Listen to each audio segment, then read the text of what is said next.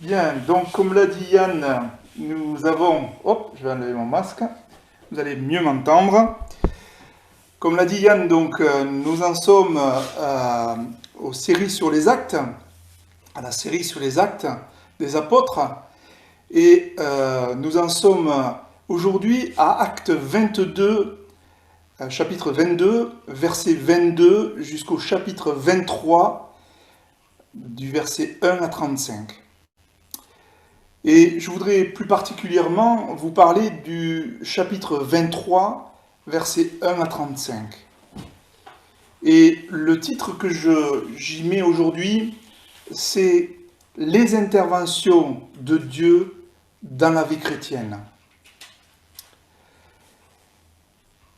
Et je voudrais débuter par la parole de Dieu, par lire la parole. Donc je vais attendre que Jean-François mette les paroles sur l'écran. Merci Jean-François. Nous lisons. Paul fixa ses regards sur tous les membres du grand conseil et déclara : Mes frères, j'ai vécu devant Dieu jusqu'à ce jour avec une conscience parfaitement pure. Mais le grand prêtre Ananias ordonna à ceux qui étaient près de Paul de le frapper sur la bouche.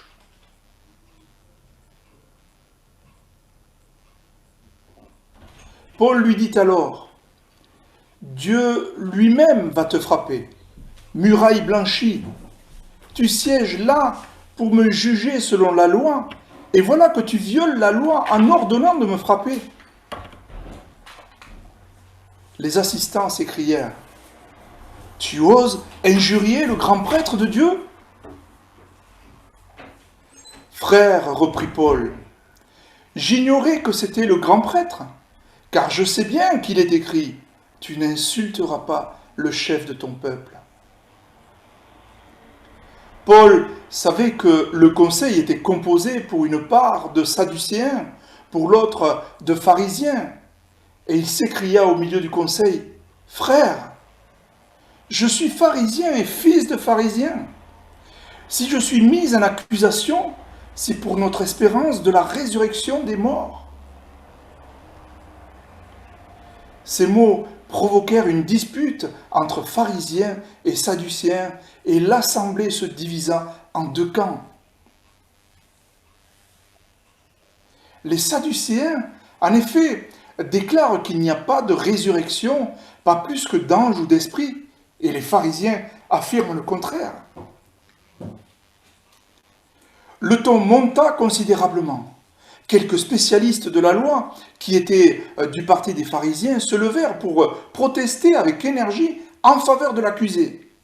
Vraiment, nous ne trouvons rien à reprocher à cet homme. Après tout, qui sait, peut-être un esprit ou un ange lui a parlé.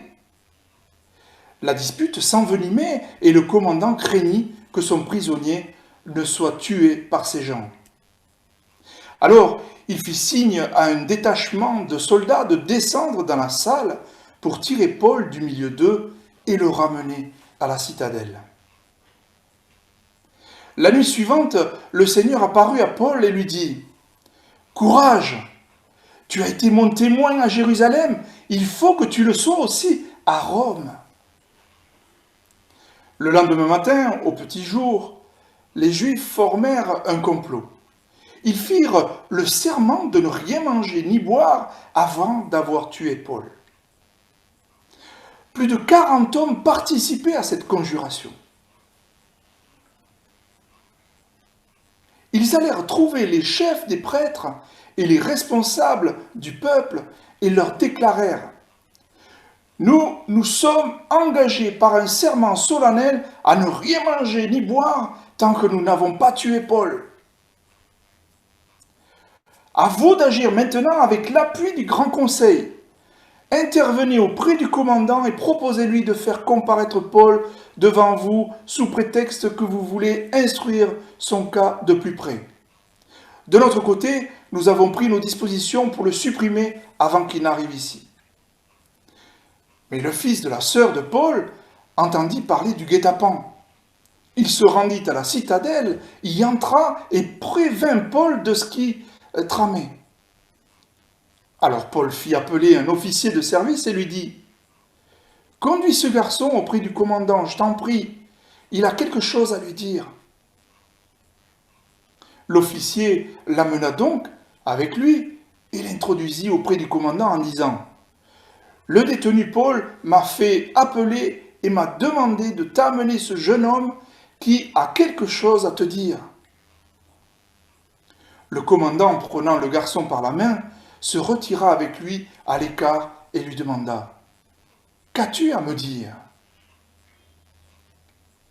Alors le neveu de Paul raconta, « Les Juifs ont convenu de te demander de leur ramener Paul demain au Grand Conseil. Ils disent qu'ils veulent examiner son cas de plus près. Mais surtout, ne te laisse pas prendre. Ils sont à plus de 40 qui préparent un guet-apens contre lui. Ils ont juré de ne rien manger ni boire avant de l'avoir tué. Tout est prêt. Ils n'attendent plus que ton accord. » Le commandant, laissant repartir le garçon, mais il lui fit d'abord cette recommandation. « Surtout, ne va dire à personne que tu m'as prévenu de cette affaire. » Aussitôt après, il appela 2 de ses officiers et leur commanda, « Rassemblez 200 légionnaires et tenez-vous prêts à partir pour Césarée. Prenez avec vous 70 cavaliers et 200 soldats armés de lances. Départ à 9 heures ce soir. Préparez aussi des montures pour Paul et amenez-le sain et sauf au gouverneur Félix. » Il rédigea en même temps le billet suivant pour le gouverneur. « Claudius Lysias adresse ses salutations à son Excellence le gouverneur Félix. Les Juifs s'étaient saisis de l'homme que je t'envoie et ils allaient le tuer quand je suis intervenu avec la troupe. Je les arrachai de leurs mains, car je venais d'apprendre qu'il était citoyen romain. Comme je voulais savoir de quoi ils l'accusaient, je les fais comparaître devant leur grand conseil. J'ai constaté que leurs accusations portaient sur des questions relatives à leur loi, mais que l'on ne pouvait lui imputer aucune faute entraînant la peine de mort ou même la prison. Mais je viens d'être informé d'un projet d'attentat contre lui. Je te l'envoie sans attendre, et je fais savoir à ses accusateurs que c'est devant toi qu'ils auront à porter plainte contre lui. Conformément aux ordres reçus, les soldats amenèrent Paul et le conduisirent pendant la nuit jusqu'à Antipatrie. Le lendemain, les légionnaires laissèrent les cavaliers poursuivre seuls le chemin avec lui et ils revinrent à la citadelle. À leur arrivée à Césarée, les cavaliers remirent la lettre au gouverneur et lui présentèrent Paul. Le gouverneur lut la lettre et demanda de quelle province il était originaire. Apprenant qu'il était né en Cilicie, il lui dit, « Je t'entendrai quand tes accusateurs seront arrivés. » Puis il donna ordre de le faire mettre en résidence surveillée dans le palais d'Hérode. Alléluia. Prions un moment, s'il vous plaît, ensemble.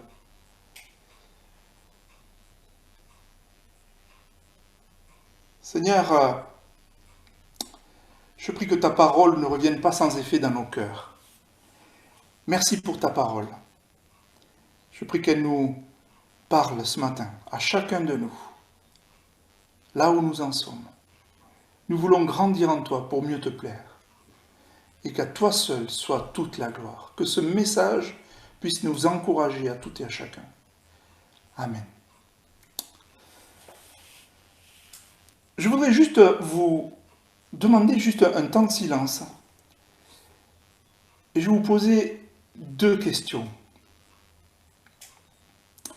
Vous est-il déjà arrivé de voir Dieu agir de manière précise dans la vie de quelqu'un ?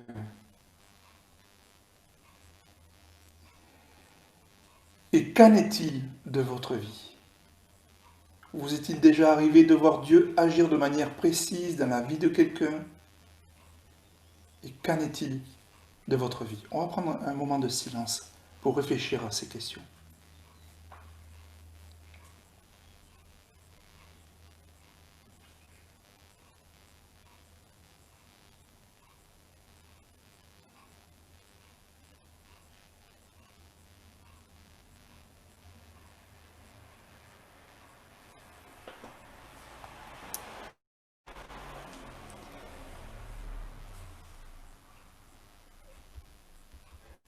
Je vais introduire, euh, je vais faire une introduction rapide. Euh, Sachez qu'Anthony a résumé sur Instagram et Facebook 3 prédications qui est données à partir de la reprise de l'Église en présentiel. Donc merci à Anthony pour le travail qu'il fait, puisqu'il s'occupe du réseau de, voilà, comment on appelle ça? Des réseaux sociaux, merci. Des réseaux sociaux, donc c'est l'Église donc, qui est sur Instagram et Facebook. Je vous invite à lire ces différents messages. Il y a des versets bibliques pour nous encourager, il y a des encouragements et je vous invite à lire cela. Et dimanche dernier, Laurie nous a parlé d'Actes 21:1 à 22:21. Et nous avons vu que l'apôtre Paul, donc ça c'est le résumé d'Anthony, malgré les attaques qu'il a reçues du peuple, avait le désir de parler avec celui-ci. Il voulait que les non-juifs, mais aussi son propre peuple, puissent connaître Jésus et ce qu'il avait accompli. Mais comment appliquer cela? Comme Paul, malgré les difficultés auxquelles nous faisons face, Dieu veut que nos vies puissent rayonner d'amour et de bienveillance. De plus, c'est au travers de nous que Dieu agit et peut transformer des vies par l'action du Saint-Esprit. Nos vies ont un impact et vont influencer notre entourage. Donc voici le résumé qui a été fait. Merci à Laurie pour sa prédication et merci aux différents frères et sœurs qui ont prié dans ce sens aussi. Et alors que peut-être certains n'étaient même pas là. Donc le Saint-Esprit vous parle, je voudrais vous encourager dans ce sens. Aujourd'hui, comme je vous l'ai dit, on va parler du chapitre 23, versets 1 à 35. Et le plan que je voudrais vous donner, c'est, comme vous l'avez sur l'écran, c'est que, eh bien, dans la vie chrétienne, dans notre marche chrétienne, Dieu nous encourage. Il nous fait des clins d'œil. Le Seigneur nous fait des clins d'œil. Et on va voir que Dieu aide par l'homme. Et ça, c'est dans le chapitre 23, versets 12 à 22. On va voir aussi qu'il y a un clin d'œil du Seigneur avec Paul qui fut transporté en escorte comme prisonnier, mais digne d'un serviteur de Dieu, même digne d'un ami de Dieu. Et ça, c'est au versets 23 à 35. Et puis, toujours le clin d'œil du Seigneur, il y a un encouragement du Seigneur sur la route de Paul. On va voir ça dans le verset 11 du chapitre 23 des Actes des Apôtres. Le deuxième point que je voulais partager avec vous, toujours par rapport à notre vie chrétienne, eh bien, il y a l'appel du Seigneur. L'appel du Seigneur, Paul va avoir sa mission qui va lui être donnée au verset 11, toujours du chapitre 23 des Actes des Apôtres. Et puis, le troisième point que je voulais partager avec vous, c'était la bonne conscience. On va le voir au verset 1 du chapitre 23. Et également, le quatrième point que je voulais voir avec vous, c'est l'annonce de l'Évangile. Au verset 11, toujours, du chapitre 23. Premier point, donc, que nous allons prendre ensemble, c'est les encouragements et les clins d'œil du Seigneur dans la vie chrétienne. Et on voit au verset 12 à 22 et que Dieu aide Paul par un homme. Et donc, pour assassiner Paul, les Juifs formèrent une bande d'assassins, on a vu, en 40 hommes. Et ils y engagèrent sous peine d'anathème à ne pas goûter à la nourriture. Et ils établirent un plan d'assassinat pendant que Paul serait transporté au Sanhédrin par la requête des émissaires. Mais le neveu de Paul, qui était en guet-apens, en vint à l'écouter et le dénonça au commandant. Et quand Dieu, avant, permettez-moi de vous dire cela, et je voudrais même prier pour ce qui s'est passé par rapport à un professeur, vous avez certainement entendu parler, qui a été décapité. Et je voudrais prier pour la famille. Ça me fait penser à ça. Seigneur, je prie pour la famille. Je prie pour la famille large. Et Seigneur, je prie que, Saint-Esprit, Esprit de consolation, tu viennes consoler la famille. Je prie, Seigneur, que tu viennes parler à leur cœur en ce moment précis. Merci, Seigneur. Nous pensons vraiment à cette famille. Que ton nom soit glorifié dans cette famille. À toi la gloire. Amen. Et on voit donc que par ce verset-là, ces versets, Dieu veut aider son fidèle. Il aide son fidèle, Paul. Et la façon la plus fréquente est qu'il utilise l'homme, son neveu. Et par l'intermédiaire des hommes, des femmes inespérés, Dieu sauve le fidèle de son danger.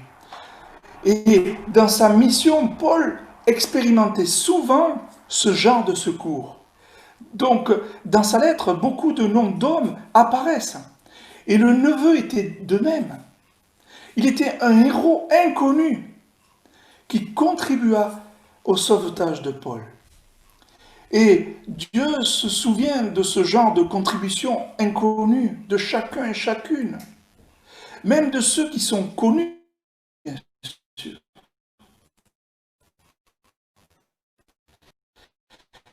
Mais ce que je veux dire par là, c'est que souvent, les hommes et les femmes ont tendance à chercher la reconnaissance, les honneurs des uns et des autres.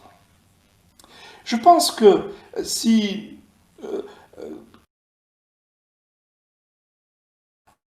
avant l'appel, il y a cela, il y a des hommes et des femmes qui sont là pour prier dans ce que Dieu nous appelle à faire. Et puis le deuxième point que je voulais voir avec vous, le premier point, pardon, le point B, c'est que Paul fut transporté en escorte comme prisonnier, mais digne d'un serviteur de Dieu, digne d'un ami de Dieu. C'est plus fort qu'un serviteur de Dieu, c'est un ami de Dieu. C'est-à-dire que Dieu nous partage les choses, on devient, oui, on est serviteur, mais aussi ami de Dieu. C'est très profond. Et là, le verset clé, c'est le verset 23 du chapitre 23. Même s'il eut esquivé le danger momentané, le plus grand danger attendait Paul. Les Juifs extrêmement excités voulaient tuer Paul et forma une bande de 40 assassins. Et nous pouvons voir que Dieu aide Paul qui fut confronté à un grand danger. Et le commandant qui eut conscience du fait que la vie de Paul était en danger, il comprit qu'il était impossible de le garder dans Jérusalem. Donc, il ordonna de transporter Paul à Césarée, qui avait plus de sécurité. Il envoya une lettre à Félix au sujet de ce qui était arrivé à Paul. Il se peut que le commandant voulait éviter sa responsabilité lors de l'assassinat de Paul. En tout cas, la mise en valeur de l'autorité du commandant contribua à sauver la vie d'un serviteur de Dieu. Et ainsi arriva un événement inimaginable. qu'un prisonnier fut escorté par un corps de 470 soldats et cavaliers. Frères et sœurs, chers amis, Dieu protège ses fidèles. Même s'ils sont entourés par les obstacles et les attaques inlassables, Dieu ne les fait pas subir de moindres dégâts. Nous devons avoir l'assurance et la confiance envers ce Dieu. Quelle que soit la situation, il ne faut pas avoir peur, mais mettre la confiance en Dieu. Si vous avez été aidé par l'homme ou par la femme, par des enfants, même un incrédule, partagez votre expérience les uns avec les autres. Ce commandant ne connaissait pas Dieu. Il le faisait peut-être parce qu'il avait peur lui-même d'être emprisonné ou d'être jugé parce qu'il a fait quelque chose qu'il ne fallait pas, lier un citoyen romain. C'était interdit. Mais Dieu se sert de ces hommes-là aussi, de ces femmes-là aussi. Amen. Le premier point, donc, c'est des encouragements, des clins d'œil du Seigneur qu'il nous fait. Et ça peut être par les hommes. Dieu se sert des hommes et des femmes, des enfants. Et puis Dieu se sert aussi de personnes qui ne le connaissent pas, hein, ce commandant. Et puis nous sommes des amis, l'ami de Dieu. Quelle grâce! Et puis le troisième point que je voulais voir avec vous, c'est que Dieu ne nous appelle pas avant de nous avoir encouragés, encore une fois. Et là, il va y avoir l'encouragement du Seigneur lui-même sur la route de Paul. Et relevons ce passage.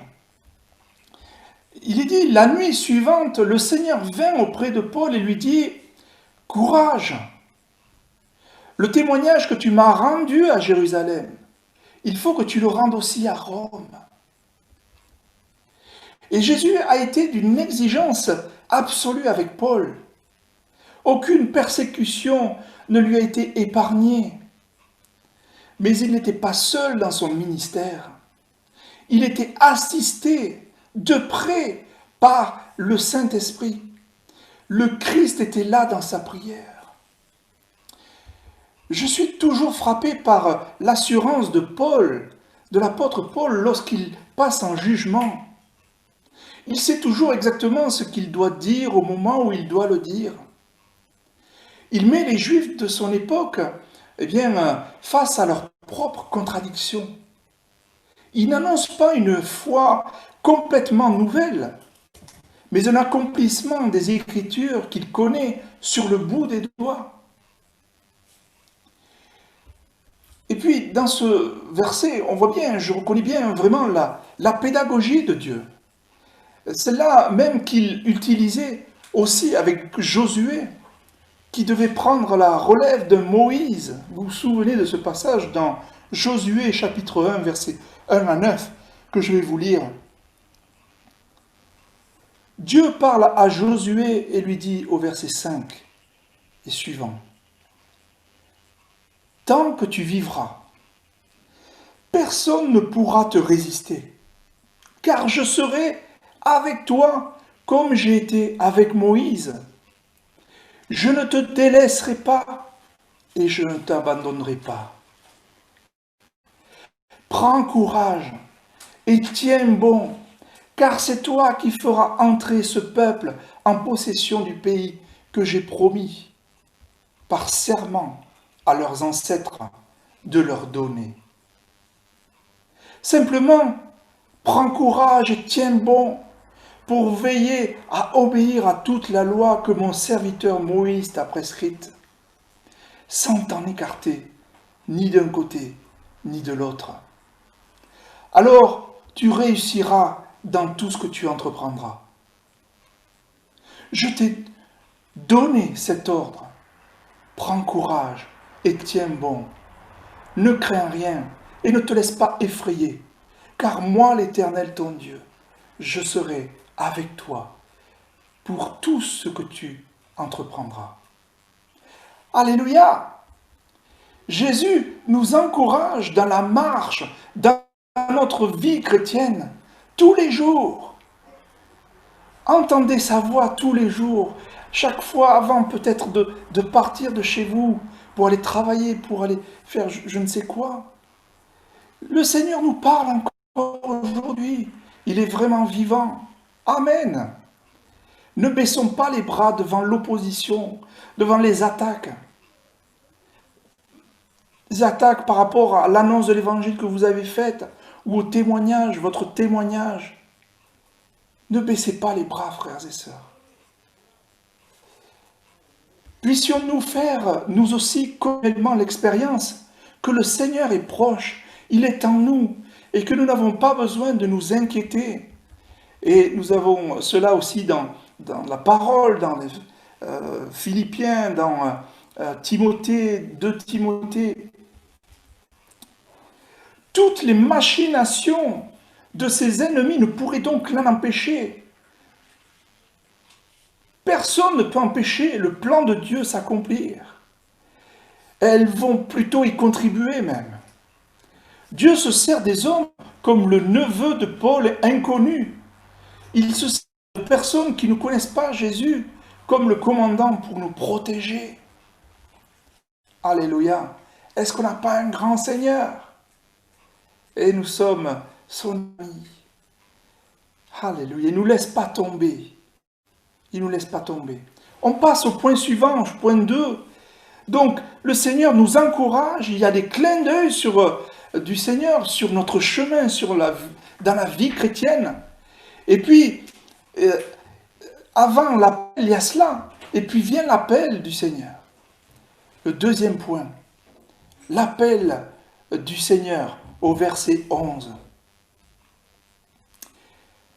Alors que vous avez inscrit sur l'écran le verset 11, avant l'appel, nous avons vu que le Seigneur nous encourage, nous forme, il forme notre caractère, il nous donne des compétences, il nous protège pendant la marche. Eh bien, Paul reçoit sa mission. Il reçoit de Jésus ce que le Seigneur ne peut pas faire lui-même depuis le ciel où il est établi depuis son ascension. Et il veut nous faire que nous puissions être dans son plan, que son plan soit accompli par nous ses amis, nous ses enfants.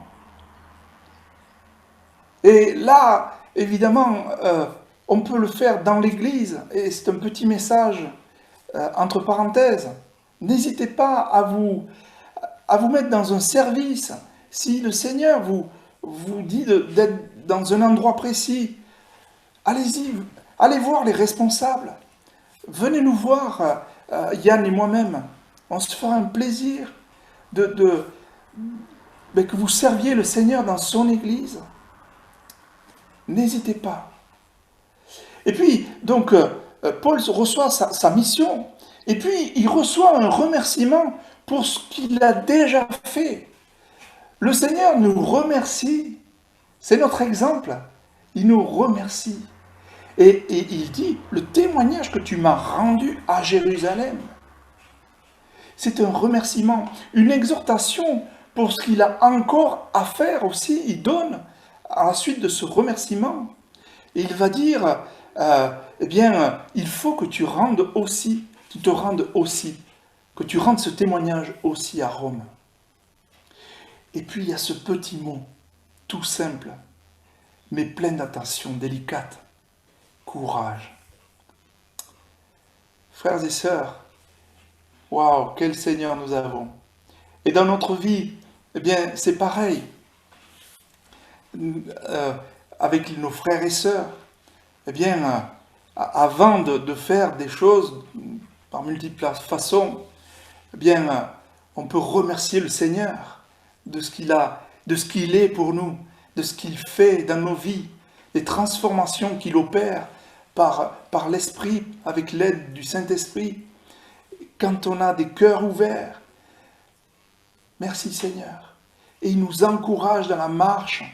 il nous encourage, il nous fait des clins d'œil. Est-ce que vous voyez ces clins d'œil? Ou est-ce que vous les voyez juste chez les autres? Mais vous aussi, il vous bénit. Il vous fait des clins d'œil. Il vous encourage.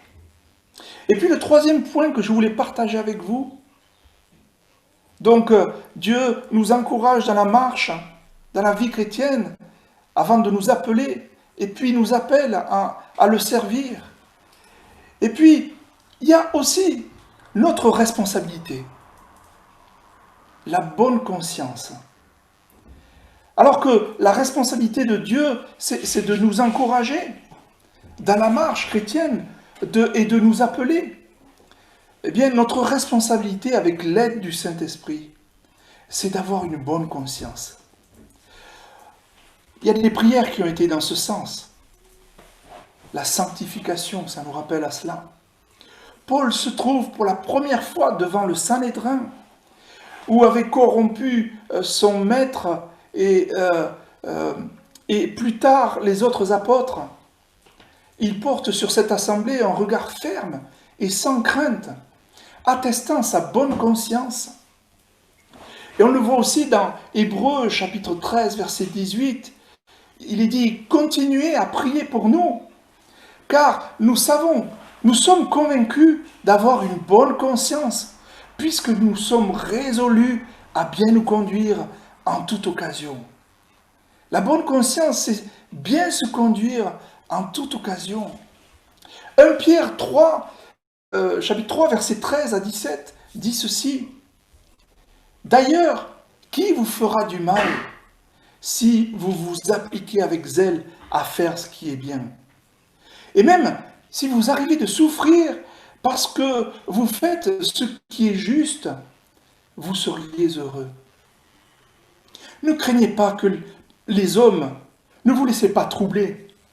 Reconnaissez dans votre cœur le Seigneur, c'est-à-dire le Christ, comme le Saint. Si l'on vous demande de justifier votre espérance, soyez toujours prêts à la défendre avec humilité et respect. Et veillez à garder votre conscience pure.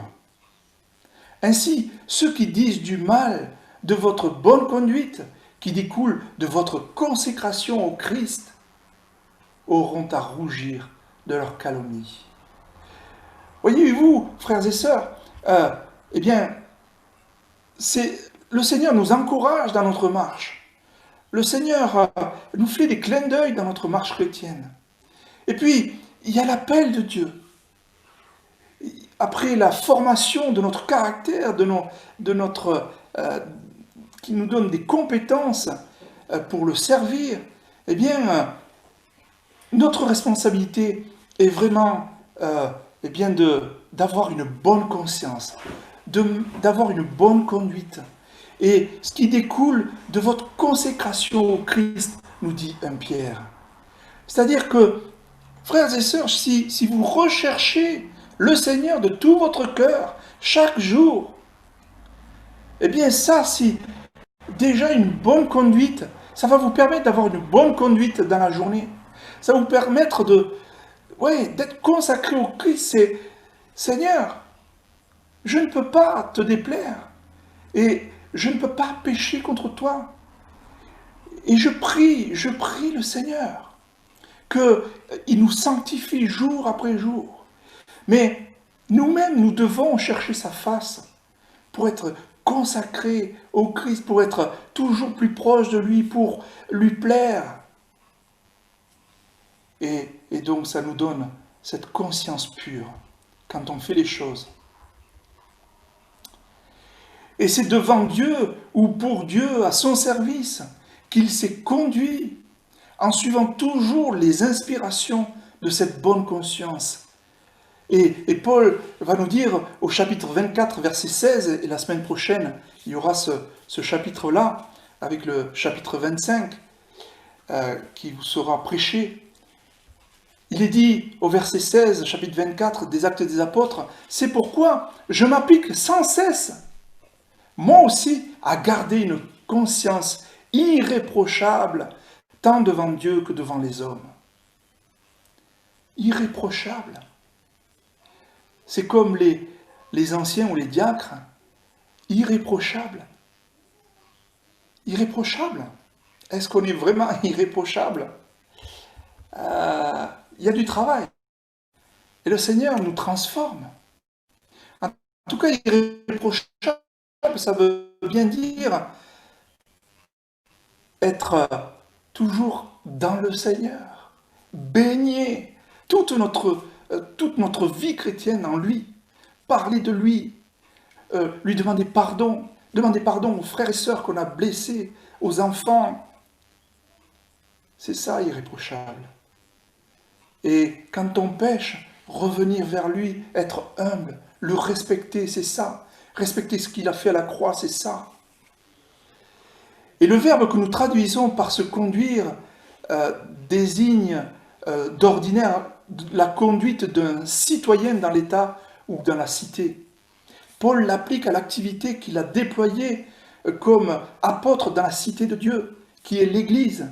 Et on peut comparer cela avec Philippiens, chapitre 1, verset 27.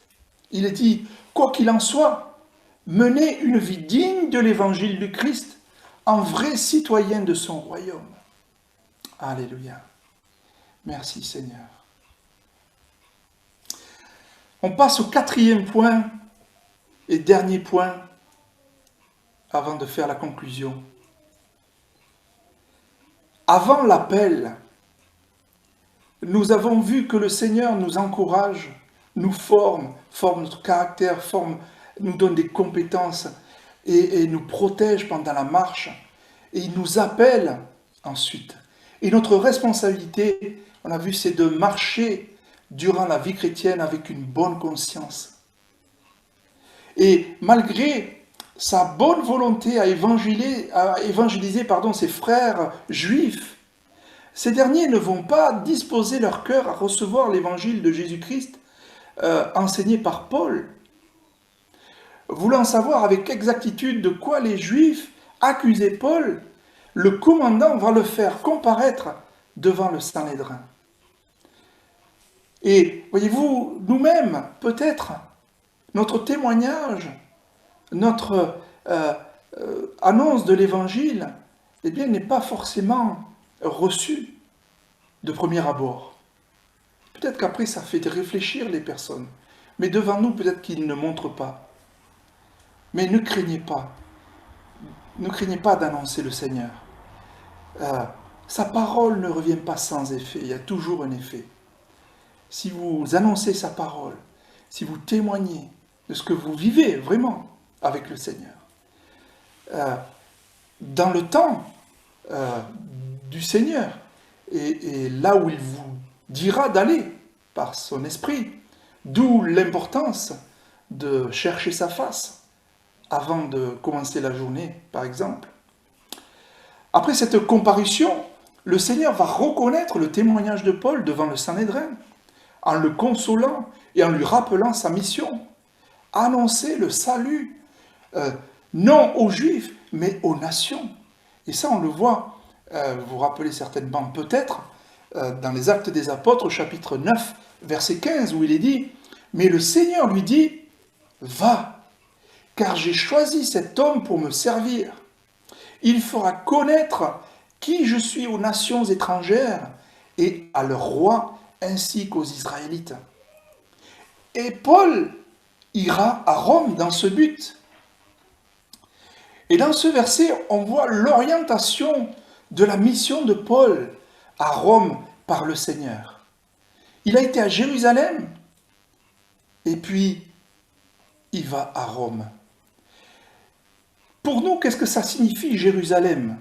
Eh bien, Jérusalem, le Seigneur fait des clins d'œil, mais moi aussi j'ai envie d'en faire ce matin, à chacun, et dire les villes où vous habitez. Et donc Jérusalem, pour nous, pour vous, c'est Léguevin, Cugnot, Pibrac, l'île Jourdain, c'est Colomiers, Seille, Cornebarieux, Plaigne, Andoufiel, Mondonville, Blagnac, Toulouse, Saint-Lys, Cépé, Lévignac, Plaisance-du-Touche, Sainte-Foy de Pérolière, Montaigu-sur-Save, la Salvetat-Saint-Gilles, Dox, Saint-Paul-sur-Save, Bruguière, Brax. Vous vous rendez compte, chers amis? Notre Église est composée de frères et sœurs qui habitent dans ces villes-là. Vous vous rendez compte ce qu'on peut faire? Les témoignages qu'on peut donner dans ces villes. Et c'est pas que l'Aiguevin, c'est waouh, c'est toutes ces villes-là que le Seigneur voudrait vraiment mettre son plan à contribution. Mais pour cela, on a vu, il se sert de nous, il se sert de vous. Et puis, Paul a donc eu cet appel du Seigneur à aller à Rome. Hein. Et donc, vous avez des personnes que vous connaissez peut-être de façon plus éloignée. Hein. Et puis, encore une fois, je vais faire un petit clin d'œil, pour certains encore. Alors, pour certains, peut-être ça va être à Rome, d'ailleurs. D'autres à Paris, en Alsace, à Madagascar, en Martinique, aux Antilles, dans le Gers. Vous voyez, je vais un peu... dans l'Aveyron, au Congo, Brazzaville, au Ghana, en Algérie, en Iran, en Allemagne, en Italie, en Angleterre, en Israël, en Nouvelle-Zélande, aux États-Unis, au Laos, à Cuba, en Afrique, au Pays de Galles, au Pérou, au Vietnam, en Espagne, au Danemark, en Colombie, au Cameroun, en Côte d'Ivoire. Voyez encore une fois combien le Seigneur nous bénit avec tous ces pays, toutes ces villes. Et voilà, et puis ce que c'est, non seulement on habite aux endroits dans lesquels j'ai cité tout à l'heure, mais on a des proches un peu partout dans le monde. À Épi, chers amis, témoignons, annonçons l'Évangile lorsque le Saint-Esprit nous dira de le faire. En conclusion, nous avons vu les interventions de Dieu dans la vie chrétienne. Les interventions avec des clins d'œil du Seigneur. Et on a vu que le Seigneur nous encourage de diverses manières. Dieu envoie des hommes et des femmes, des enfants, pour nous protéger, nous garder. Il envoie des personnes qui ne le connaissent pas encore. Nous sommes ses amis, les proches amis de Dieu, des amis de Dieu. Et il nous encourage sur la route avec des mots comme courage. Et puis, il y a l'appel du Seigneur. Et c'est à nous d'avoir une bonne conscience. Comment avoir cette bonne conscience? C'est d'aller rechercher sa face et de le remercier, de l'adorer, de l'honorer. Il n'y a pas que l'Église, chez nous aussi. Et puis aussi de le rechercher pleinement, de méditer sa parole. Et puis, ensuite, lorsqu'on a fait tout cela, lorsqu'on a été encouragé, lorsqu'on a eu l'appel de Dieu, lorsque tout cela a été mis en ordre, lorsqu'on a cherché sa face, eh bien, il y a l'annonce de l'Évangile, notre témoignage. Et une question, ou deux questions même. Vous est-il déjà arrivé de voir Dieu agir de manière précise dans la vie de quelqu'un? Les questions que je vous avais posées au départ. Vous est-il déjà arrivé de voir Dieu agir de manière précise dans la vie de quelqu'un? Et qu'en est-il de votre propre vie? Autre question que je voudrais vous poser. Comment Dieu est intervenu dans ta vie? Et pourquoi est-il intervenu de ces manières? Remercie le Seigneur pour ses interventions dans ta marche chrétienne. Prions. Seigneur, nous avons besoin de toi. Et pardon bien souvent parce que nous ne recherchons pas ta face. Nous nous laissons avoir par les choses, des choses qui prennent plus de place que toi, Seigneur. Nous laissons avoir par le temps, par X raisons. Mais Seigneur, nous prenons aujourd'hui la décision de prendre du temps ou de prendre plus de temps avec toi, afin de rechercher ta face, afin de mieux te connaître et puis entendre ta voix, nous encourager dans la vie chrétienne. Et puis entendre ta voix pour savoir où tu veux que nous allions, ce que tu veux que nous disions, en ton temps. Et puis entendre ta voix, mais Saint-Esprit, nous voulons avoir cette bonne conscience, pure, irréprochable, devant toi.